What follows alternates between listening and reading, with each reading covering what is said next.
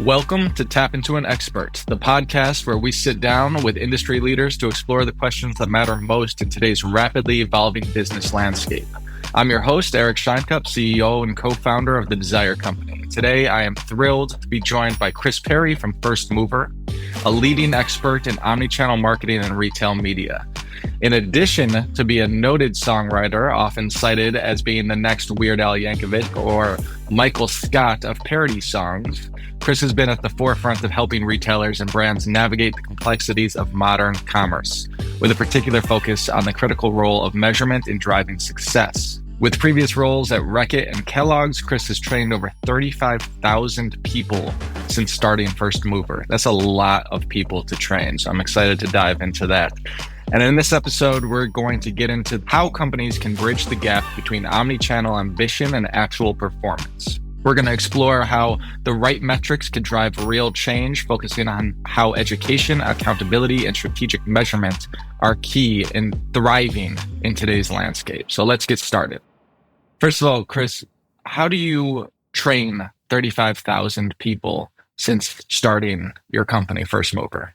That's a great question. And honestly, we're not always the best at tooting our own horns because we just do the work. And then over time, people are like, oh, wow, this has really added up. But Firstmovr is about 5 years old. Again, we specialize in omnichannel education, upskilling, and change management. So we do events, trainings, workshops, immersion certifications, and actually do consulting and do the work, having been practitioners ourselves and have people on our team who have actually been on the CPG side in the trenches. But really, we work now with over 110 different CPGs globally and locally, training their teams live and or through on-demand certification programs, right, fitting whatever model of L&D or learning and development that they've got internally.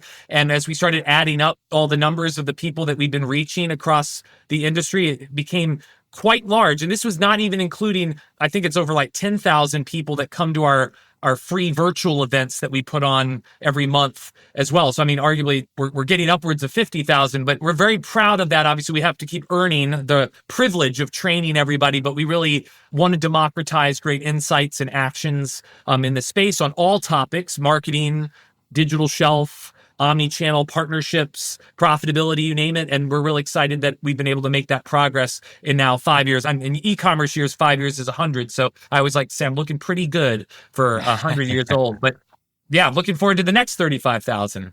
Sure. I mean, and that's amazing. And it's just testament to what we're going to talk about today, the importance of upskilling and training and the evolution and education that consistently needs to happen within these companies to really compete on today's global scale. But, many companies, they say they want to be omnichannel. Their metrics and therefore their behaviors haven't caught up though. So we're going to kick off the discussion looking at this hypothesis. We are what we do what we measure. If we want to do omnichannel marketing and then incremental, then we must measure omnichannel marketing and then incremental. InvestPro reports that companies excelling in omnichannel strategies see a 25% boost in revenue and a 15% improvement in customer satisfaction. So, Chri, let's unpack it. Why does measurement matter so much now? I wish I'd made up that hypothesis because I'd probably be a millionaire just from that very catchy phrase. We are what we do what we measure. But in 15 plus years of being in e-commerce and omni and all these kind of modern marketing stages of evolution and trying to be a first mover. That's why we named it Firstmovr, was whatever the next change is, we want to be there. So it may not always be e-com. It'll be AI commerce and whatever, metaverse commerce, whatever, we're in the matrix at some point. I'm sure. I think I've learned more about human psychology than I really have about commerce, because at the end of the day, change is really hard. And we always like to say, then let's change that, right? It doesn't have to be that hard. But as human beings, my wife will always tell you, Chri is not a change agent at home, but at work he is, right? So in every realm of our life, there are places we get into a comfort zone and we don't change or we don't lean into change. But the shopper has changed, right? If we think about ourselves as shoppers, everyone is a sample size of one, and we're all becoming omnichannel, if not fully omnichannel. Right now, again, shoppers don't say I'm omnichannel, right? But they are shopping and putting more and more of their dollars in different buckets and different fulfillment models, different channels and different retailers. They're influenced by different touch points. And so we all are omni-channel shoppers. Organizations, retailers, brands, and everybody in between have to do omni-channel, but we haven't been doing omni-channel outside of the people dedicated to omni-channel, right? The e-com teams, the agencies specializing in this area. Why? Because they're measured on it, right? The only way they can be successful is if they prove some level of performance in the area that they were assigned. But everyone else, right, the 90 to 95% of the organization that was not assigned to that area of change isn't changing because they weren't measured on it. So we've broken down, like, not to say that the bigger consulting companies don't have a lot of value when they try to lead change management. We've tried to really democratize like a practitioner's view of the 8 factors of change you kind of need to actually be able to almost scorecard a team on or an organization on to drive change. And all 8 have to be in place to actually make any change happen, right? Whether it was shopper marketing or digital marketing in the past, social media, but the underpinning piece was measurement, because at the end of the day, even if you don't know how to do something, if I'm measured on it on very clear KPIs that lead to the outcome that I want, I'm going to have to figure out what I don't know, what processes I don't have, what team members I don't have yet, what structure of the team I need. So not to get ahead of ourselves, but like when people say, what's the one thing I need to remember? Change what you're measured on, right? There was a really great Harvard Business Review article, I think from 2010, if I'm remembering correctly, but it's still correct today. If you want to change what CEOs care about, change what they're measured on. But that needs to cascade all the way through an organization, not just the CEO. Absolutely. And I love that. I mean, if you think about any other industry, sports is entirely, success is only based on measurement, right? Oh, exactly. Catches, pitches, any sport, how fast you're running, how the distance you're running, everything is about specific measurement. But in marketing, we've always had this like 50% of marketing works. We just don't know which 50%. Right. And that's always the craziest thing I've heard from CMOs, because it's like, well, why is that? So why do you think now it's starting to matter more? It seems like precise measurement is becoming more and more critical. Do you have a hypothesis on why that is today? When I started in e-commerce in 2010, I thought it was going to explode and it was going to be the future of commerce. And when I say I was right, ultimately, that wasn't I was right. I mean, anyone in the space was right. It was going to ultimately has started out as the number one driver of growth and continue to be, but it was still a small share of the business. So for a long time, it still was small, was good, but it wasn't meaningful enough to change everything that we do. But actually, and I'm going to tangent just one part. One of the reasons a lot of organizations didn't change until COVID was because they are public companies who are not actually measured directly on sales and sales growth and share, but on stock valuation. And stock valuation is a short-term metric. So Wall Street analysts, shareholders, they typically are going to say, what are you doing for me this quarter? And yeah, I know you're investing in the future so that you survive the future, but I just want my returns and my dividend now. I don't really care what you do for the future. I care for what you've delivered to me now. So the problem is boards and C-suites who are directly measured on that stock valuation and those kind of Wall Street metrics have to make short-term decisions, A, for the company, but B, for their own career survival. And that's, everybody's human at the end of the day, right? So they are what they measure, and thus they do what they measure. But then when it cascades down to the organization, as a senior director of sales at Kellogg's, I wasn't measured on stock valuation. I was measured on, did I deliver the sales goal that month? And so they are indirectly tied, but the reality is for a while you could coast on the old metric approach until you couldn't. And so now is kind of this point where we actually have more data and more visibility to data than ever before. Before it was like a data desert and you had to be a data entrepreneur, but now we actually have a lot of that omni data. And it's, even if sometimes it's a little bit directional because we're still piecing silos together. And there's a great quote, you can't manage what you can't measure. That's Peter Drucker said that, and it's a great quote, but I changed it to you can't manage what you don't measure, because now we can measure it. You just don't or won't. And so I think the reality though is, as you called out, companies that don't do this are failing in front of the companies that do this. So it's becoming very clear in changes of leadership and what other, senior leadership is being held accountable to. You got to change the way you measure because you're not getting the outputs that you want. They still don't necessarily know what to do. So that's why companies like Firstmovr and others are here to help. Yeah, absolutely. And to your point of companies can now measure. So it's not what you can't measure, it's what you don't measure.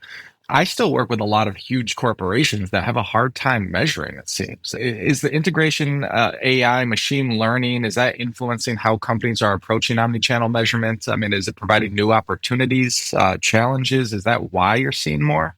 I mean, there's a lot of hype around AI in general, and Sure. it's a lot of like, it's going to change the world, and it is, but not like overnight, but it will, yes, change the world. But I think the promise of what AI can do in bringing disparate pieces of information together and not only analyze it and describe what's happening, but also provide some level of insight to what should you do next, predict what would come next if you scenario planning, that all is starting to become possible. Now, not all organizations have figured out how to scale this yet in a way that's like data safe, right? Because again, the goal for any major CPG is not that their employees start plugging, their P&L numbers into ChatGPT, right? Because it needs to be a private, safe server where the data is building off of what we're allowed to share. But there is a promise of this. I think part of it though is, and some of these are like brilliant basics. And I don't say this because I had this hindsight earlier, right? I had this hindsight after when I could see all these companies, but a lot of times we don't actually know what we're trying to achieve. So sales and share growth and profit growth are outputs, right? They are the result of doing something very intentional to grow, right? Growth is not a strategy. It's the result of a strategy. So when I only measure on the output, I don't know why I am not getting the output that I intended to get. It's almost like they don't have like the customer lifetime value structure to organize the input metrics or the leading metrics and the lagging metrics. So I know we're going to talk a little bit about that today, but that's a really important part because otherwise you just kind of keep going back to your default, like my sales aren't up. Why? Right. I thought we had this great initiative. And you're like, well, you did, but you didn't identify the leading like metrics and the data required that would lead to that output that you wanted. But a lot of brands don't even actually have like a clear objective, right? Objectives, even in a media brief, are 4 parts. What is my actual growth objective? What's my behavioral objective, i.e. who am I trying to achieve that with and what do I need them to change their behavior to do? Then it would be, how do I talk to that person or that group, that audience? And then what media tactics would help me do all of that? And how would I measure that, right? So it sounds so simple, but I mean, there's so many, just even if we look at marketing, there's so many marketing initiatives that don't really have a clear objective. So how do I know I was successful? Really, even if I saw sales growth, I don't really know why it was successful. Like you said, the 50%, I don't know which one worked, right? Yeah. And so it sounds so theoretical, but it's not. This is the mindset that needs to be broken. We can make this not so difficult that no one can do it, but we can add a little more science to it. Right. And I think that that's so important is jumping on the science and what's available to us to increase our measurement and our goals. So do you have any examples? I mean, what are some of the innovative companies that you're seeing out there that are successfully leveraging their omnichannel measurement? And what do you think other organizations can learn from those approaches that you're seeing? I would say some public facing examples of things that we can see. Companies I either admire or that we've worked directly with, L'Oreal, Mondelez, Procter & Gamble, some of the big companies. I mean, there's also a lot of challenger companies that do this really well because they aren't inhibited by the old way of doing things. They only have omni-channel or e-commerce as their route to market. So they have to hack that until they get it right. But the big companies, knowing that they're often the ones that face the biggest barrier to change because they aren't naturally change agents, when they think about measurement, they've really organized around this kind of input and output approach. And then they've been very intentional about the type of growth they want. So the example I always give with like Procter & Gamble, and I'm giving them credit. I imagine that the thought was already put in there and they're very good at like category management and thinking about how do I drive incremental growth, not just blind growth, but very specific growth. If you look at like laundry detergent as an example, every single product in their portfolio does a different thing. Almost maniacally. It's like, it's genius. It's not just, I want to grow Tide. It's like each Tide product does something different. Tide liquid laundry detergent is to convert you in. Tide Pods is to trade you up from liquid because it's a little bit better and more convenient. Tide Power Pods is a little bit better than just pods, and that trades you up again. And when you get to Power Pods right now, there's nothing better, quote unquote, than Power Pods yet. So then they're like, you know what? You don't just want laundry detergent. You want our dryer sheets from Bounce. You want our Downy Unstoppables. You want the full regimen for the perfect laundry experience, right? So every single SKU even has its own like incrementality decision tree. which gets that science. So then arguably if they're like, hey, we're not trading enough people, plus up the activity around the trade up experience, or hey, we're not cross-selling enough people to get that kind of incrementality, plus up that activity. So L'Oreal does that really well. Mondelez, even with snacks, really designs every lever of their business around incremental, expandable consumption, like new occasions, movie night, packs, birthday. Like they do some really cool things locally and globally that show very intentional types of growth, right? So it's like, I'm going to grow because I expanded movie night as an occasion that's being under leveraged right now in the industry. And then if they're not successful, they know why, because I clearly didn't successfully grow that experience, but I can either optimize or pivot to something new, as opposed to, hey, I'm not growing. I don't know why. Let me just throw another, broadcast spray and pray thing out there and hope it works. So there's some big companies that have really applied a micro challenger brand measurement model. And then the challenger brands often, even though they're smaller, they actually have to go to market like this. And then that's why they get acquired by the big companies, because they were able to hack growth in a more intentional way. Sure, absolutely. So, as we know, every single day of the world, technology, consumer behavior is constantly evolving. So going into segment 2, upskilling for a change, and education as a growth lever, which I absolutely love your focus on, because continuous education it's no longer a luxury. It's truly a necessity. And I take classes in AI on the weekends. It used to be somewhat of a luxury where I would send over learning opportunities to our head of production around AI and say, you should look into this, and didn't put much pressure on it. And now it's not up for discussion. We have to dive in. And noted by Trading Magazine, businesses that put resources into thorough training programs can experience a 24% surge in their profit margin. So what does effective omnichannel upskilling truly look like for you guys? And what do you think it's going to be looking like moving forward for the industry as at large? So I've been a senior leader and a practitioner in CPG in this space, on the sales and the marketing and the brands. I've been across all these different areas, and I have been in a lot of different trainings before. I've gone to conferences, I've gone to summits, I've been online, I've been in person. Being an upskiller and an event leader, I have a lot of respect and admiration for those who do this, because it's really like a Wizard of Oz role, but you don't get the title of Wizard of Oz. You're putting this on, and you come in and you almost have to put on a circus, and then you disappear. But the challenge is twofold. The bar has been so low in training and upskilling and even event education that I don't know that the audience even knows.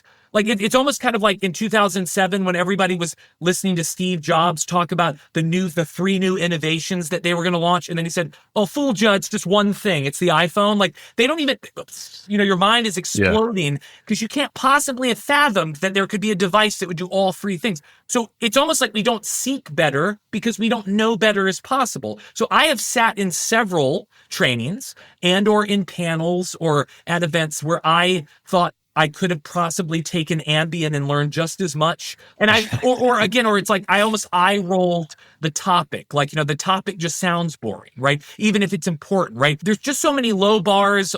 And this isn't to question the people's credibility that lead these, right? Usually they have a lot of substance. It's the format. It's the structure, it's the interactivity, it's the theme, it's the show personship, if you will, that's not quite there. A lot of fireside chats and things like that, panels often. The moment someone sits down on stage, you lose at least 20% of the energy. It could be Santa Claus, it could be Jesus, it could be, Trump, it could be anybody with energy, and they just lose a little energy when they sit down. It doesn't matter who it is. So, and obviously if you don't cater to visual and audio and, there's a lot of components that go into making upskilling good, but it's also about making it relevant and personalized to an audience. So we felt like upskilling was kind of like the e-commerce of e-commerce, right? At first it was like, what is e-commerce? Like nobody even knew what we were or what we were doing. Then when they figured out that there was a function that did that, then it was like, well, we should probably talk about it, but it was always at the end of a meeting. They never had time for us. No one followed up because no one knew anything about it.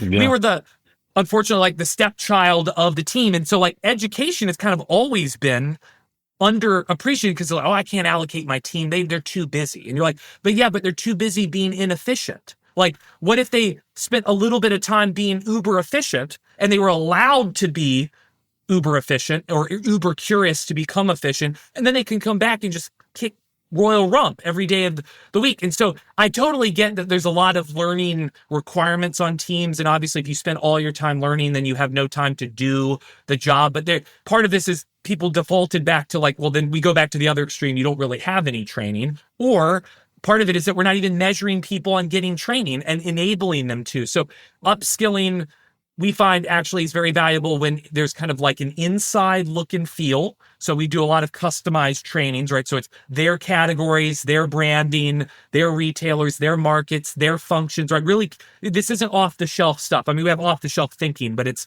very customized, but yet it's an outside voice partnering with the inside voices. Because as I'm sure you know, Eric, once I've heard you say something, if I work at your company and then you say it again, I'm like, yeah, Eric always says that.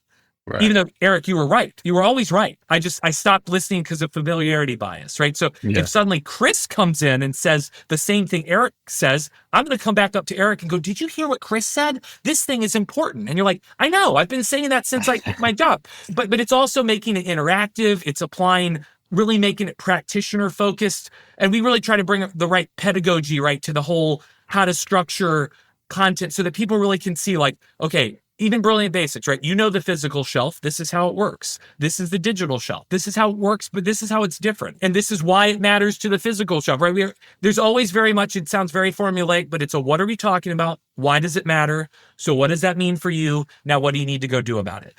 And I kid you not, people are like, I know what to go do now because I care about the thing that we were talking about. And that's the feedback we get. So it's not to make it so simple, but I just think people weren't trained in training. My mom was a teacher. My wife is a teacher. Like I almost thought I was going to be a French teacher at one point because I was minoring in French, and then I thought I'd do education, but then I took a marketing class, and then that was the end of that. I went to marketing, but ultimately I found that there was just this missing passion for the transfer of knowledge to someone else, and I really felt like I did that my whole career. But then in 2020, when everyone started going, oh my gosh, we need to figure out how to do this and we don't know how, we saw an opportunity to actually help do that and democratize it. Yeah, no, and I love that. It's so important, but it seems like education and training has always been like an afterthought. Right. So to your point, it wasn't the right environment. It wasn't the right energy. Yeah, I think that it was probably an afterthought because it's really hard to measure, speaking of which. So how do you measure the impact of upskilling initiatives, on key business metrics, customer lifetime value, return on marketing investment? Like, where does that come in that people could see, I invested in upskilling, I invested in uptraining, and these are the results that I'm able to actually measure? So not every company that we've worked with wanted or had or depends on like how robust the training was going to be. If it's just like a keynote or something, it's a little less measured than it is if it's a certification program. But There are some, I would say, quantitative and qualitative things that we always try to implement in any program, which gives you some initial start, right? So obviously it would be as simple as like how many people took the program, right? What % of your total audience took the training and completed it. But completion is kind of like, it's even like on the digital shelf. Complete content doesn't mean it's compelling content, right? So we often like to do like a pre-assessment and then a post-assessment, right? So then you would know, hey, on average, people scored about 60% on the quiz or the test before the training, and now they got a 95 after. So obviously then we can start measuring the retention of the knowledge. Then there's also obviously we always try to do like net promoter score. How relevant was this to your day job? I mean, these are self-claimed feelings, but that's important because how you feel about this also impacts and we do it on every single session, right? So if we've done 18 to 24 live course, like mini MBAs for organizations where their team took like 9 months to go through it, and those companies actually started doing really well in the market, ultimately we were able to like capture like every individual training's feeling so that we could actually optimize the training in real time so that we were always removing stuff that they didn't like, adding stuff that they did, so that it just kept, it really got personalized all the way through. But the most important way is twofold, right? It's one, if you're training on a very specific topic, there are ways to then measure how did the training or the program impact that specific strategy, right? So if we're training on digital shelf, and improving your digital shelf and your storytelling and your content and your visibility, there can be a little bit of where was using digital shelf analytics tools or manual audits, where were you before we did the training, after the training, 6 months later, where were we? You can also assign like actual like homework from it, like, hey, part of your homework from this is to submit a page that you've optimized 2 months from now or 3 months from now, giving you enough time to go do it. And then obviously by default, because you optimize the leading inputs, you got the lagging output. But we also, we've done a couple programs with really large CPGs that were meaningful, meaty programs that sent 1,000+ people through. And a lot of their companies started to succeed in ways that were actually noted in the news. And some of it's always hard to pull back. Was it what you learned? But it was really cool. Actually, a couple big companies actually reached out to us and said, our retailers are now want to partner with us because we get Omni better than they know Omni. And they're calling us and giving us captaincy roles. And so while our CEO just recently called out the positive results and the growth, and he's not calling this as the driver, this is the only reason that we were given the opportunities to grow, because we were now fluent in the language of Omni and digital in a way that we weren't before. So we really try to follow some of the big companies and see as granularly or as holistically how much it's impacted. And we're seeing that. So again, it is hard to measure, but there are ways to measure the flow through a program, the outputs after. If you get more granular to the topic, you can see, hey, I trained you on profitability. How has our profitability changed since, right? Sure. What needs to be a follow-up to the training to make that happen? So there's an art and a science to training that can be applied, but it's partly laying out, what am I trying to achieve? How am I going to measure it? Is this program looking like it should achieve it? And then how am I going to know that it's consistently building over time? Absolutely. And so you mentioned knowledge sharing between groups, between people, and, hearing it from the same person over and over is not effective. Hearing it, from multiple people within your organization, it starts to actually matter.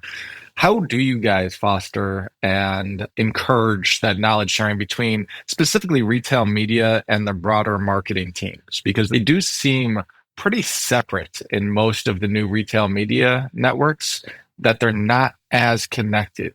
How do you encourage that collaboration and knowledge sharing? From just a design of a training or whatnot, we always try, again, if it's a keynote and you're the only speaker, that's different. But when we're doing bigger workshops or full day summits or whatever we may do with different companies, we always try to be a red thread trainer in the sense that we bring in other voices, right? So whether it be internal voices, we also always try to how do we get stakeholders that are arguably on the side we're trying to convince to be on the voice of the change management, right? So if it's an internal discussion and you're like, hey, we got somebody on the media team who's normally the group we're trying to convince they need to change, we got the one change agent on that team. Let's get them to speak so that now the team is hearing it from one of their own and they're like, it's a converted, right, person, right, that's already fully bought in. We also obviously try to bring in, whether it's the retail media network folks, if we can, agency partners, again, the retailer, if they're willing to. Sometimes while it's not ideal, if the retailer can't be there in person, even just getting a video of them saying Sure. something is kind of important. It's so silly. I even go back to my early days in brand management and sales. If you brought a retailer in a negotiation, a couple videos of shoppers saying something, it might be 2 or 3 shoppers, you got to sign that they would do a little interview with you at a Walmart or at a Target or a Kroger or whatever. You wouldn't believe a sample size of 3 could change your entire partnership positively, because somebody oh, see, you've been saying this insight and I didn't believe you because I couldn't imagine that you were channeling your inner shopper. But when you had just 3 random people, which I could have cut out 10 people that said the opposite and just shown you my 3 that supported my point, but suddenly you're listening differently, right? So we try to do that as much as we can. I think some of this is also, it's a little bit, again, being an outside voice that isn't just saying, here's some cool information, hope you like it, but actually kind of assigning you a task, right? Because there is always it's a very important, a lot of training and presentations don't have a now what. Sure. It was just a so what at best, right? So there's some implications, good luck, if you care, but the now what is hey guys, if you in marketing aren't talking to this team, you all could fail very, very quickly, right? And again, you're not disrespecting them. You're not saying you're not good at what you do. Sometimes you're even you're not making it up, but you're saying there are a lot of brands out there that are going to fail because they don't do this. I don't want you to be one of them. I imagine you don't want to be one of them either, right? Well, nobody wants to be the thing that you're saying is not good, even if you're not calling them not good. So there are some consultants out there that will quickly come in and just say, you guys stink at everything that you do. I'm more of the positive sandwich approach, right? Where, it's positive, negative, positive, or positive, constructive, positive, but it's more of a empowerment positive, right? It's hey, Sure. You're probably not doing this because you're not doing this very clear action. You could solve that, right? And obviously we work with the people that are leading the program too. Now that they've heard this message, you should set up these connections or have these follow-up meetings. So that's kind of part of the change management work too that we do. It's not just we're an in and out presenter. We're a partner all the way through trying to help you lead that change all the way to fruition. Yeah, no, and I love that. And that brings us to segment 3, which is the ownership through metrics. Ownership has been, culture of ownership. That's been something that's been talked about for a long time. And I feel that the word that's been missing the most from a culture of ownership is accountability. And it really is a word that it strikes fear into the heart of marketers. It's very easy, going back to what we said earlier, 50% of marketing works. I just don't know which 50%. Call it a day and keep doing what you're doing. Try a couple of new things. But accountability is the most critical aspect of anything that somebody in an organization, whether it's marketing, whether it's retail media, anywhere, and especially in the age of omnichannel, more critical than ever to ensure right people are responsible for the right metrics. And Gallup indicates only 50% of employees fully understand what's expected of them in their roles. And I fully buy into that. I have this discussion all the time where it's like, well, I thought this person was in charge of this project and owned this and they knew their KPIs. Yeah, KPIs are one thing, but accountability on a more granular level is something that we often forget as leaders to communicate well. Chris, what do you see, and how can companies redesign accountability to drive better omnichannel performance? It's a big one. And when we think of like the 8 factors of change, right? I mean, we have a whole ebook on how to, again, it's really a scorecard for, again, you can almost high level qualitatively say, do I have all these things, right? Do I have executive commitment around the change? Do I have dedicated leadership to the change, at least in the short term, before it becomes everyone's accountability, right? Because if you're the first person assigned to AI in the organization, there's not a whole team on it. It's you, right? Yeah. You're the leader of change. And eventually, though, AI is going to impact everybody, but somebody has to start being the AI czar, for lack of better words, or the change czar in the short term to build a case for why it should be a bigger function. And so you need focused leadership, dedicated leadership. Obviously, you have to have a vision of what the world would look like if we achieved the goals. You have to actually have SMART goals. SMART being not that we're not smart, but the specific, measurable, achievable, relevant, time bound. You have to have communication and assessment regularly to know how I'm doing. It's not just, hey, Eric, I assigned you those 3 initiatives and those KPIs at the beginning of the year, and then I never talk to you about them again, right? Part of accountability is you talk to me about them frequently, and we reassess them, right? Hey, you know what? That second initiative, we're not even going to be able to do that this year. So I'm not going to ding you for that. I'm going to give you a new number 2 or I'm going to move number 3 to number 2 and give you a new number 3 because otherwise, I know I've gotten to the end of the year and like, oh my gosh, I forgot that I had that one on there. No one ever asked me about that. And it didn't matter, it seems, because no one cared, right? But also resources and investment. Obviously, there has to be some fuel behind that. But then the last 2 are this education piece, which we've talked about, but accountability or what I call organizational enablement. So we kind of have like a crawl, walk, run, sprint, soar in a perfect world of accountability, right? For internal and external at a CPG versus vis-a-vis a retailer. And there's a lot under each one of them. But the idea is crawl is essentially I am aware, right? I'm aware of the change that's happening. I might even care about it. But I'm still at crawl if I haven't moved to walk where I'm actually going to make it something we talk about, right? So I've heard it talked about, but I'm not talking about it. To walk, I've got to put it on my agenda. It's got to be on the agenda so that we talk about it. Not at the end of the agenda, because you'll never get to that I would say as number 2 or number 3 thing that you talk about. Now, to be fair, Omnichannel is a great example. Omnichannel is all commerce, so I don't know why it has to be a separate thing on the agenda, but when it's still separate in people's minds, it needs to be, again, just like assigning a person like you, if you were the AI czar in your company, for a time, AI is just you.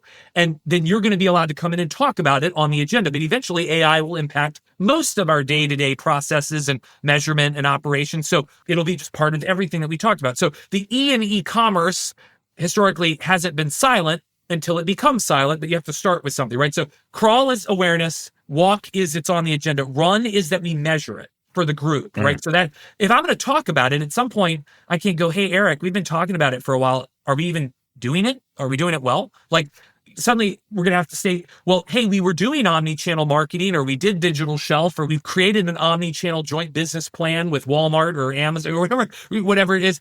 here's how it looks. How does that stack up, right? How much better was it than before, right? And that's going to cause us to need to get outside benchmarks, partners, tools, better scorecards, better processes. But that's just group accountability. Where you get to what I'd say is run and, or sprint and soar ultimately, where we're running faster to the point we fly, is when it becomes an individual's measurement. That's why having the right metrics, inputs and outputs becomes really important. And then ultimately, where we get to soar, I like to say, is just because I'm measured on it doesn't mean it necessarily impacts whether I get my bonus or whether I get promoted. When it actually changes the trajectory of my career, that's where it's soar, right? Where I've truly become accountable because I'm going to do it because that sounds selfish, but it's going to benefit me because we all have to worry about ourselves too. So the RACI model that we're all very familiar with, the responsible, accountable, contributing, involved, I almost want to make it RACIA or something and put aware right at the end, because most people sit in aware. Like, I know this is happening, but I'm not even involved. And I'm not even going to try to get involved because I don't have to get involved, or I'm only going to get involved when there's a problem and I can blame someone for it, right? And nobody's doing that with bad intention. It just kind of happens naturally as we're humans. But the word accountable is scary, but what's funny is accountable is actually humbly one level better, in my opinion, than responsible, because responsible is I have to go do it, right? Accountable is just I might need to be very involved in it, but I'm accountable, right? If I'm in sales, I don't do the graphic design for the digital shelf. I don't make the video content. I don't run the media campaigns necessarily. Some companies have them do that, but I am accountable for the sales and share they either did or didn't drive, and the positive or negative that my doing or lack of doing had on my retailer. So wouldn't I want to be accountable to that? So I was involved so I can say, hey guys, why are we even doing this? This isn't even going to drive our sales. And that's why I'm not hitting my goal. So the cool thing is, in a way, you're still 1 degree away from the grunt work, but you need to be dangerous enough to be able to audit something, know what questions to ask, know who to bring in. So accountability shouldn't actually be as scary as it sounds, because I'm not saying, oh no, I have to be the graphic designer on the digital shelf. I'm going to have to go to school for that and learn how to use Photoshop. You don't have to do that. You just have to be able to say, I'm looking at my page. I'm thinking through this. I'm looking at other competitors and leaders. I've observed these things. Hey, digital shelf team or graphic design team or whoever does the work, have we ever thought about doing this? Because I thought this could help us, right, achieve our goals. Or, hey, what are our goals so that we can align? Those questions actually make you smarter. They teach you things. They force you to learn. You don't need to be the cook in the kitchen to help the cook. The cook doesn't really want you in the kitchen. They want you to help manage the restaurant. So serve the tables, bring back that there's too much spice in the soup, host at the front, make sure people get seated, clean up afterwards, bust the tables, right? If they need someone to turn off the oven, that's fine, right? But ask the cook, how can I best help you? And then actually do that. And that will drive that accountability. Yeah. I mean, I think for anybody to be successful in an organization, they have to understand what they contribute to the overall and how that impacts the overall success of the organization. So that's all about understanding what they're accountable for, what they're responsible for, and how to measure that, most importantly. So how can leaders effectively communicate that importance of accountability measurement to the teams, making sure that everybody understands how their work contributes to the overall success?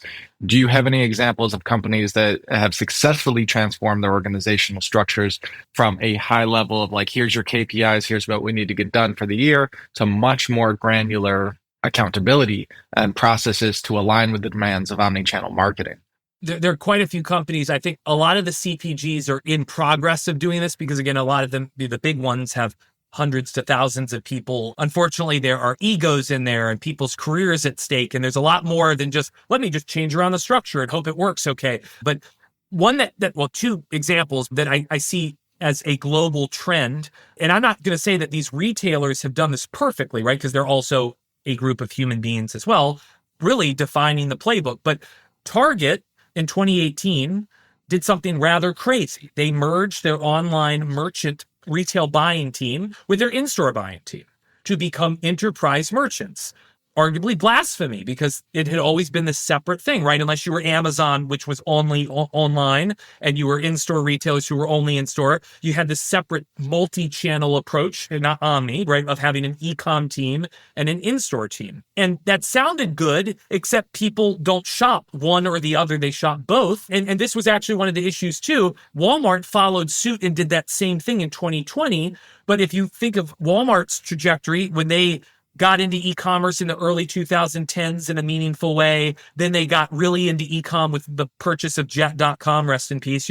All these different players that they acquired and merged. There were literally headlines where they were choosing to keep e-com and in-store separate. That seemed to make sense, except the shop where they were going out wasn't separate. And so the problem was online was growing at the detriment of in-store, but the in-store team was being measured on their loss and dinged for it when the online team was just picking up the channel shifting that was going to happen anyway, on top of what they intentionally tried to drive. So the problem was Walmart wasn't looking at where is my growth really coming from? It's been coming from online for a long time, becoming a bigger and bigger share. How do I make sure everyone is serving each other, right? The in-store is still important, but it is not where the growth is. It's where the base is, right? So how do we partner that together? Well, that simple but not so simple merge of those teams allowed everyone to then, now the buyers are still focused on key processes, resetting the shelf, choosing the right assortment, enabling growth. But they can actually say, where is the growth coming from? Oh, online. Who is actually the horse pulling that chariot across the sky? Oh, these brands, which aren't my normal partners. I'm going to prioritize those brands because they're helping me grow incrementally overall. And so we actually see like Target and Walmart prioritizing brands that know how to perform digitally, new brands, challenger brands that started online only and have become easy builds onto their business. And even Target has been asking some major CPGs to test innovation online first to prove that it should earn its way in store. Because again, the finite shelf ideally is a proven experience, right? Costco and Sam's Club and BJ's only want proven grocery, mass, and drug products. Why wouldn't the in-store experience be the same way? I want things I know are going to sell, but to win online first, I have to approach it differently than just selling in and getting in store and doing my normal go-to-market strategy in store. So we really do have an omni first to earn in-store later approach taking place, and retailers that have merged that way are now expecting brands to merge that way. So there are a number of brands. I named a couple. L'Oreal, Mondelez are two that wreck it, and not because of me. But years after I was there, they've done even better. But they've already gone through a lot of the various evolutionary changes of structuring their teams, actually using those 8-part frameworks. They've actually progressed all the way to a more e-commercialized or omni-channelized model, very similar to challenger brands who just had to do that from the beginning. I don't say it's perfect, but they've got the right teams in place. People are empowered. They're being trained. They're being measured on input metrics, leading metrics specifically. Everyone's going to be pushed this way because retailers, big retailers, are going to say, hey, you're not omni-channel, and I am. So when you are, come back and talk to me. Until then, I don't want to talk to two different teams. I want to talk to one team, right? I want to talk to one unified team at your organization who knows how to win in both places, but also knows how to think omni first, because that's how we have to operate too. Sure. And you just mentioned it. How do you go from that lagging to leading? That's the biggest question. I mean, to me, this is like I mentioned athletes earlier being measured on everything. The difference between a high school athlete who gets on a scale at home, that's lagging information. That's what they did, and they're looking back at how it affected things. What a professional athlete does when they get on a scale, it tells them their body mass and their fat, their muscle weight, what they need to do. And it gives them, okay, this is what this means for the future. Here's what it means for what I need to do this week. And that's starting to happen. This quest for omnichannel success, it is easy to get caught up in measuring the wrong things. And too often, definitely what we've been seeing from a frustrating aspect in my company is we get a lot of lagging data, a lot of lagging metrics. It tells you what happened in the past rather than what's likely to happen. It's descriptive, right? It's not diagnostic or prescriptive or predictive. It's just there's a whole progression of data, and it's descriptive is a start, but it's not helpful if it doesn't tell me what to go do next. Absolutely. So how do you make that shift? How do brands, Gartner's research says only 30% of marketing metrics have a direct tie to business outcomes. So the other is I don't want to say it's wasted, but it's not as important. How do you start shifting that internally at a company so that they don't have to just rely on, okay, here's what happened last quarter, here's what happened first half of the year, here's what happened last year. How do you get ahead of it and start going to leading metrics? There's a theory around customer lifetime value in the equation, right? And it's been a theory because most people historically, entities didn't have all of that data to work with, right? Retailers, they would have been the best candidate in our consumer goods industry. They would have been the best candidate to have that because the customer lifetime value equation is sales, and then the growth of that and the share growth from that is a function of traffic times conversion, which is the normal shopper model, right? But it's more than just traffic times conversion once, it's times basket value or order value, right? So how much should I get in that conversion times repeat rate, obviously, because I want them to buy more often if it's a repeatable product. And then the finance team should always appreciate that we should put profitability in there too, because just because I get top line growth doesn't mean I'm actually making bottom line growth, right? I could be selling a lot of cheap products that don't offset the cost to ship to people or whatever, and now I'm not making enough money. So it's those 5 factors that lead to sales, and then share is sales in the context of a category that I'm measuring. So to your point, when I was in sales, my performance review had my gross shipment number, my gross revenue number internally, not even actually my POS sales, my consumer sales. So this is an important nuance. What the consumer buys should pull shipments from us to a retailer to sell more, right? But that's not always at the same time. So I'm sure anyone listening out there has been in this position before. I won't blame you if you did it, but there's always a potential. If my year ends on December, at the end of December, what am I trying to do at the end of the year? I'm trying to load as much stuff up to my retailer as I can to hit my goal. That doesn't mean the consumer bought it. That just means my retailer bought it and it's sitting in their warehouse, right? I hope it sells, but I'll worry about that in January, right? But I got my goal. But see, right there, that's arguably the wrong metric, right? I'm trying to push something that will make me look good, but I'm not actually incented on the thing that'll pull it through, right? If I did a better job selling to consumers, my retailer is going to need more product from me and they're going to buy more. So there was a cool example. I want to say it was cool, the outcome was bad at the time, but if I'm paraphrasing this correctly, Domino's, when it first launched, 30-minute delivery, right? That was an amazing feat. But the problem was if the delivery person was measured on getting it within 30 minutes or it's free, there were several instances in the news of very reckless driving to make that happen, right? Because people were speeding so that they didn't have to eat that money out of their own pay, and right, they were going to lose their tip and all this stuff. So the problem was sometimes you need more than one metric, right? It can't just be, I want you to drive sales and you got to get it as fast as 30 minutes, right? You don't want 50 metrics, but arguably it would have had to be to some degree, and they didn't have the technology when they first launched this to track your speed, but it would have been arguably, you have to go the speed limit first, right? That's rule number 1. Right. But then we're trying to get it in 30 minutes. So assuming that we went the speed limit and then we could get it to you in 30 minutes, unfortunately, that would have meant that they couldn't be that slick with that call to action. It would have had to change a little bit, but that was the issue, right? We were measured on the wrong thing. I think in iRobot with Will Smith, right? Those robots, had 3 laws that they had to follow. And obviously one of them was that they couldn't hurt a human being. So there has to be something that the first golden rule that nothing can break before you get measured on something that could make you cheat the system to seemingly get the outcome that you want that benefits you. So part of this is thinking about that customer lifetime value equation.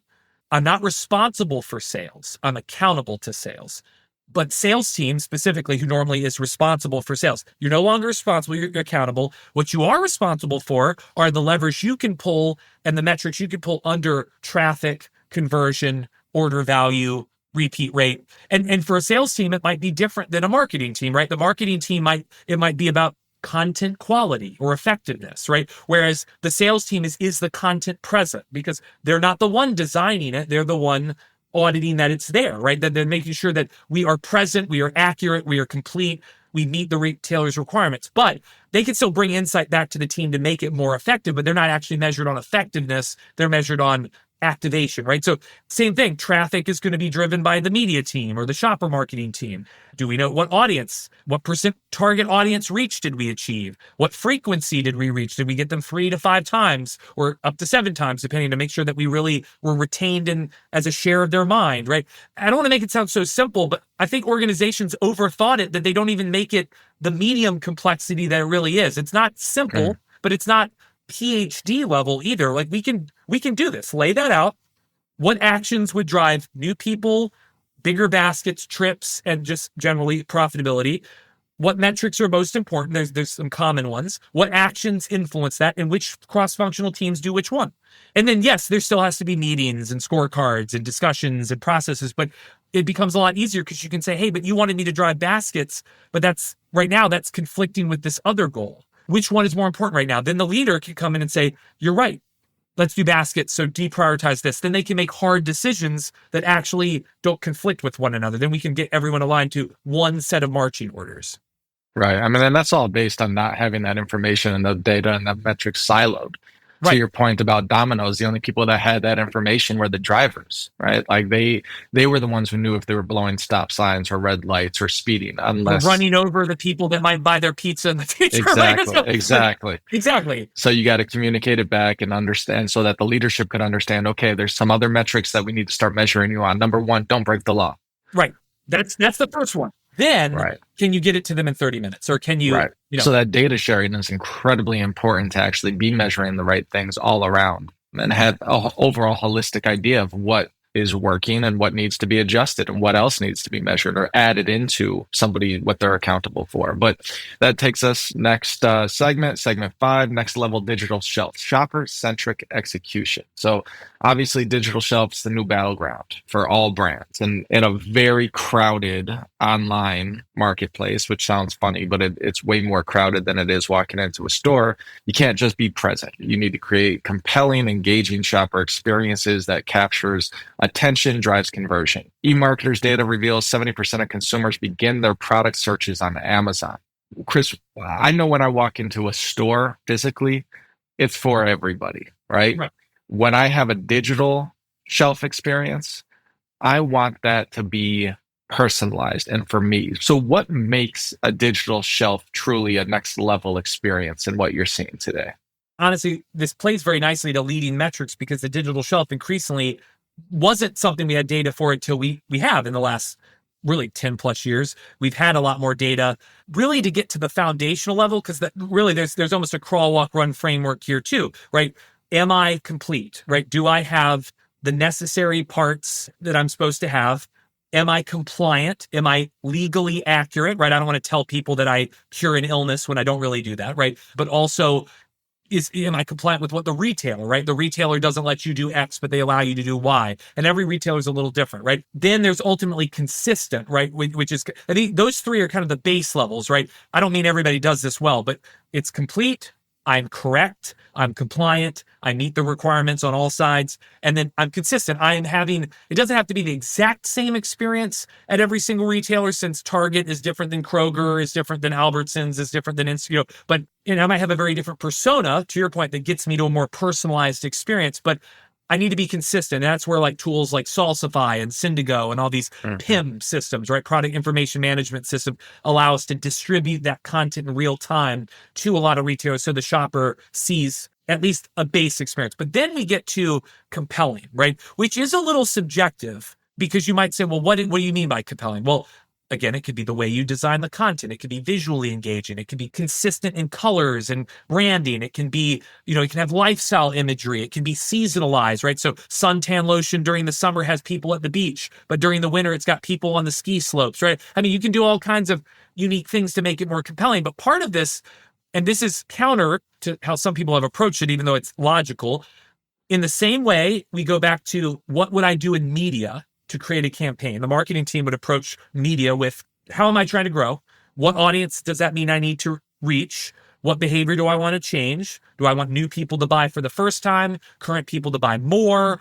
Someone who's bought me before to buy for a new occasion? Is it bringing a lapsed person back? Like, baby come back, right? Like, what is my specific growth objective?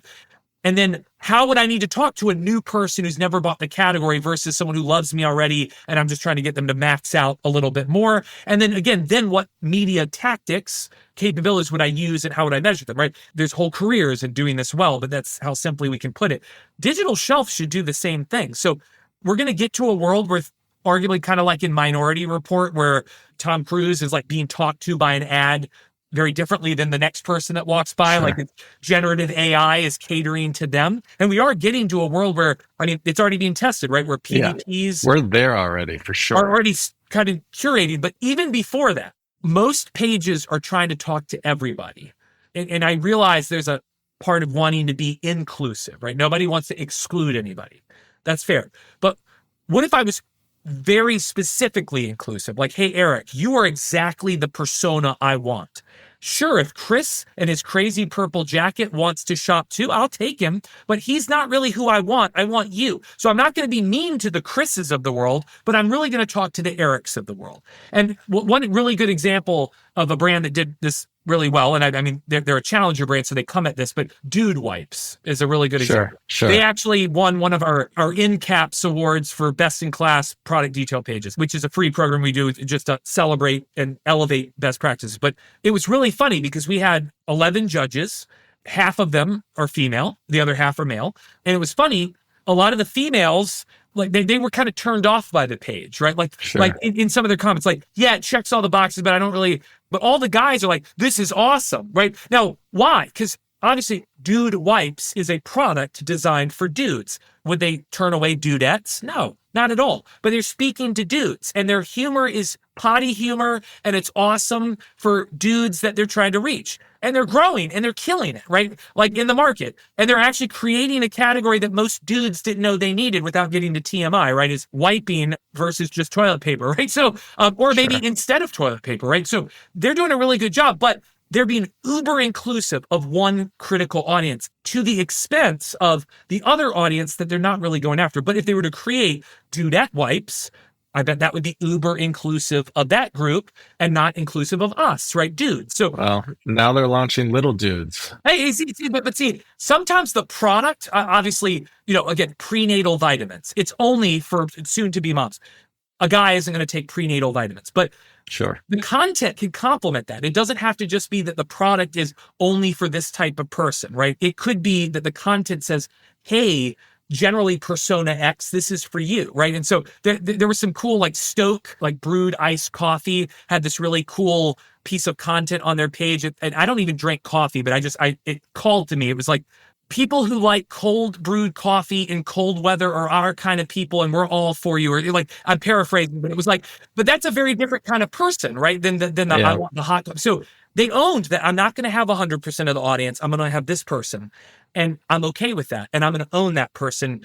And then yes, they say all the normal compelling claims and benefits and reasons to believe and stuff, but it's owning a specific audience, obviously speaking to the things they care about in the content. And it's also then bringing social content in, validating it, not just the reviews, but bringing influencer content into videos, right? I know you all are very familiar with the value of a lot of that too. There's so much that can be done, obviously, to ensure that I'm ready for the right device that I'm on. I'm ready for the right persona. I'm ready for the right social validation needed for that audience. The other piece to this is I'm designing for incrementality. I mentioned P&G. Yeah. Like every SKU's content drives the specific goal that SKU is for. One is to bring people in, one is to trade you up, one is to trade you out, right, to other products. And so those are just, we have a whole like methodology for how we score these in the awards that we do. And then when we work with brands, but this is, it is actually more art than it is science. It's just asking the right question, going, what could I do to make this more compelling? I don't even have to have all the answers, but quickly I'm going to go, hey, I don't have any social content in my content, right? Or, hey, I'm not trading people over to the rest of my portfolio. Or this anti-aging product is talking to everyone and not the people that might actually want anti-aging product, right? Or so it's that kind of thing. If Dude Wipes was talking to women and men, I might be a little concerned that they're not owning their audience, right? So they've done really well owning it. So I think this is where your expertise on the brand or retail side on your category, your products becomes your asset, because you should know it better than anybody and be able to take the basics up a level to what would be most relevant and personalized. And when you do that relevant personalization, I mean, what you're really doing is you're building that credibility with the shopper, and ultimately you're building trust. And if you have Exactly. trust from the shopper, then you stand out on the digital shelf, you stand out in their mind, in store. That's how you win. So everything that you just talked about is how you build trust and take over a market like Dude Wipes. And the cool thing, Eric, just to build on that, is the neat part about the digital shelf, knowing that, again, digital commerce is the number one driver of growth. It influences over half of in-store sales already. It's influencing the merchant teams on what they pick to stay in store or to bring in store. So it's got massive influence. But being compelling to the right audience helps you show up higher in visibility and rank on the digital shelf too. So unlike in-store, if I did a really good job with my packaging or with my media or my marketing, I'm not going to go up to eye level overnight. I'm going to have to wait for the retailer in store to change my placement months from now. But online, if I'm more compelling today, I'm spinning the flywheel. I'm actually bumping up to the top tomorrow. So it actually is like, it's cool because you control your own destiny and you can play to the algorithm while playing to the shopper at the same time. Amazing. Well, that brings us to my favorite, the conclusion questions, the expert corner. Few final questions. We're going to tap into your unique insights. I'm going to ask you a couple questions. You could say one word answers. You could dive into it, whatever comes to mind first. So what is a strategy everyone's following, but no one is questioning? One that sticks in my head is, so category management. When I say that, most people tune out because it's like, that's not my job. That's a different team. It's everybody's job. Category management is how well do I make the shopper experience for my category on my own, let alone with the retailer, but also how do I design for incrementality, right? New people in, lapse people back, all the different ways we can grow on that customer lifetime value equation.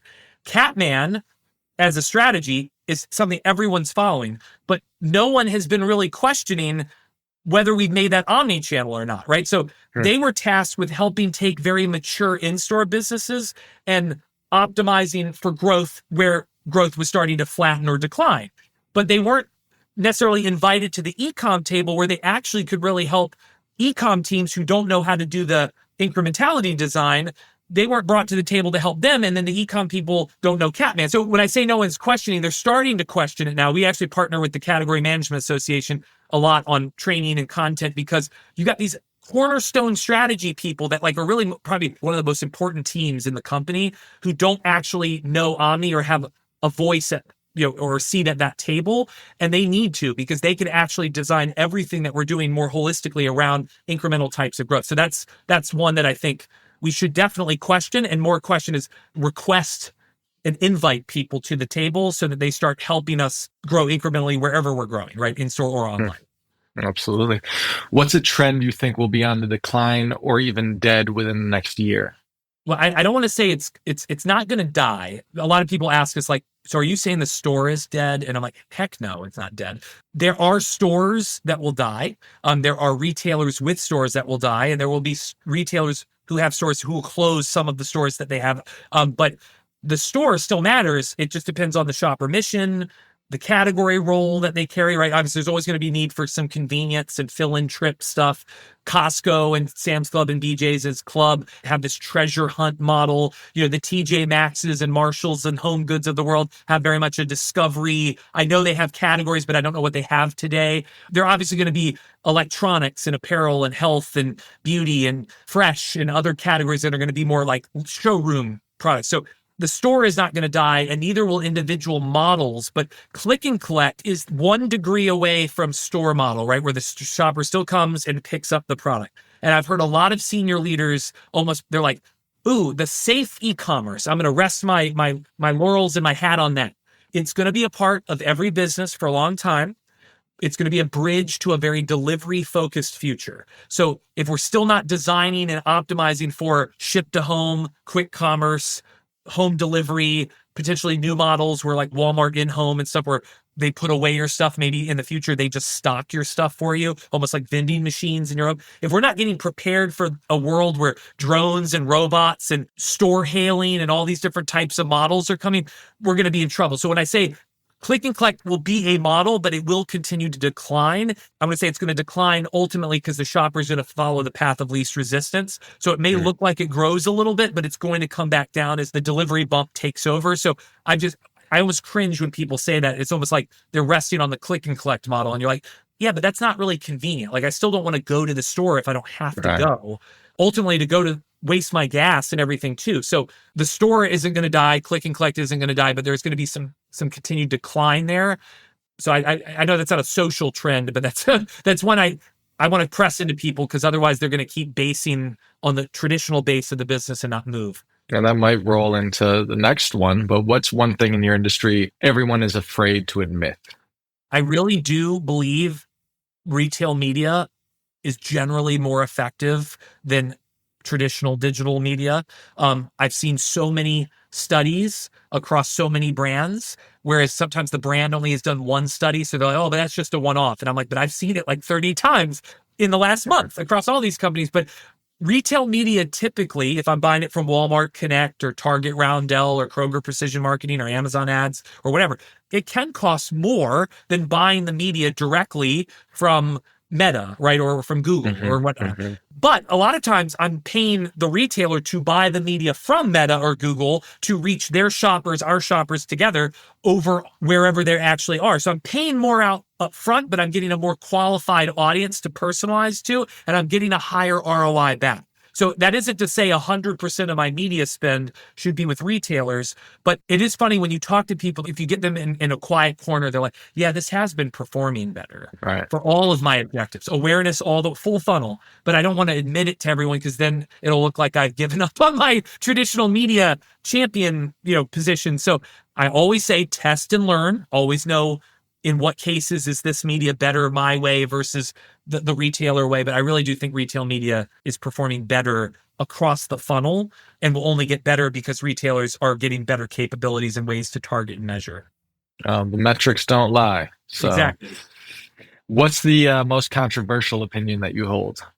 Well, as you led off with my intro, I never thought singing was going to be a career, but I always joke that if e-commerce didn't pay off, then I could fall back on my singing career or whatever. But I really have a lot of fun rewriting songs, like famous songs with e-commerce lyrics to teach, because then it catches your attention. You listen to it and suddenly you're like, oh, that's really catchy. That's silly. And Chris can self-deprecate and I can have fun laughing at him. But at the same time, I just listened to a message that I wasn't listening to before. Right. That aside, as a format through sharing controversial opinions, I really do think, I know we've kind of circled around a lot on this, but if I change what I measure you on, everything else will change. It's that simple. If I told you, Eric, the only way you go to your next afterlife, wherever you believe you go next, if you care where you go after this life, is for you to become a plumber, right? And you'd be like, okay, let's just say you took me at that face value. You'd say, well, Chris, I'm not a plumber. I don't even know where to start, right? I know how to use the toilet. I don't know how to fix the toilet or install a toilet. Well, then what would you do? You'd start watching YouTube videos. You'd probably go to a Home Depot workshop. You'd learn that you have to get a master plumber apprenticeship for several years to earn the right to be a master plumber. So you'd find someone, you'd find a program, you'd get in, you'd probably break one of your bathrooms trying to figure out how it works so you could put it back together. I mean, magic would start happening because you'd have to make it happen. And so I don't want to say it's not overly controversial, but nobody wants to, there's that saying, everybody wants to go to heaven, but nobody wants to die. Nobody wants to change metrics because it's hard. And but do it and you'll go to heaven. It's going to be amazing. And you can go to heaven before you actually go to the actual heaven, right? You'll go to heaven in this real world with the sales growth you really want if you do that. So that's a really big part of it, is everybody's like, yeah. And then they don't do it. And you're like, but if you did that, everything would happen. I don't have all the answers, but I have a lot of them. But honestly, I don't need the answers. I can just change your metrics. That's the answer I need. What metric should you be measured on? Everything else comes after that. And I will say, for the kids listening, the number one most dependable way to become a millionaire in America today, become a plumber or electrician. No, honestly, no. I mean, we've been telling our own kids, my family's business is a 100-year plus old family business that's a plumbing supply distributor. So while we're not plumbers, all of our customers are plumbers and contractors. So I grew up on that. So I actually can fix a toilet, but that's just another skill just in case e-commerce doesn't pan out. So right. Okay. Yeah. In case it's just a fad. Well, Chris, I mean, what a conversation today, and just packed completely with the insights about evolution of retail media, omnichannel marketing. What are the 3 quick summary takeaways you wanted everybody to go home with that you would want to share? So our hypothesis up front, we are what we do what we measure. If we want to do something differently or better, we have to measure differently or better, right? Insert change there, right? So that's one. Sounds very simple, but it's important. I want to say effective education and the measurement of the education, which we talked to, is your secret weapon, right? The best leaders are the best learners. And a lot of the reasons you don't always have the best leaders is you haven't fostered a culture of learning. Everybody says they do, but they're not actually enabled to, they don't send their people to conferences. They don't hold them accountable to bringing back insights, right? So it's really prioritizing education. And yes, you have to balance it out with their real job. But what if like Google, where they had 20% time, your 20% time was actually, you still need to be learning something. So it's not just a free day to catch up on work alone. It's actually go work on something cool and different, learn something cool and different. And we're going to not audit you, but we're going to measure what you've been doing all year to make sure that you are bringing some of that cool new stuff back in. And the last one, this is a little bit of like, John F. Kennedy, right? But it's like, ask not what your country can do for you, but what you can do for your country. Like, ask somebody who is in this position that owns something that is a big change. What can I do to help you, right? Like, you don't have to do all of it when they go, oh my gosh, Eric, thank you so much for asking. Here's like 20 pages of to-do. Like, you don't have to do all of it, but the first step is to find out what could be done, how you can help, and to have that just that individual propensity, right? That intellectual curiosity and that, and again, nobody is assigned to you. You're just trying to find out how you could be helpful. And you might find quickly that you could be not just helpful, but impactful, right? So I don't mean to say that all of you out there aren't doing that. I don't hear a lot of people come and say like, Chris, what can I do? Like, I'm in sales. I don't own this and I don't even know where to start. What's it? Oh my gosh, I can give you 2 quick things you could start doing right now and you'd be helping everybody, right? And that'll lead you to do the next, once you get that down, the next 2 things, right? So ask that question, what can I do not just for my company, right? But what can I do for my shopper, right? Like if we want to be really altruistic, what can I really do for my shopper? And what does that mean that we can do as a team? And where can I start? Where's my role in this? Absolutely. Well, Mr. Piano Man, you have certainly sang us a beautiful e-commerce melody song today. Thank you for everything. It's been a pleasure having you on. For our listeners, be sure to check out Firstmovr. Chris, can you tell us where listeners can find you? Yeah, you can find us on LinkedIn. Feel free to connect with me, Oscar Kashubsky, my business partner, our team. We'd love to help you. Firstmovr.com. Remember, there's no E in Firstmovr because there's no E in e-commerce either. And we have free events all the time. There's no catch. We're just always democratizing great knowledge. And Eric, we'd love to have you on at some point too. So thank you for having me. We would love that. Absolutely. Thank you for being here with us today. Thank you so much.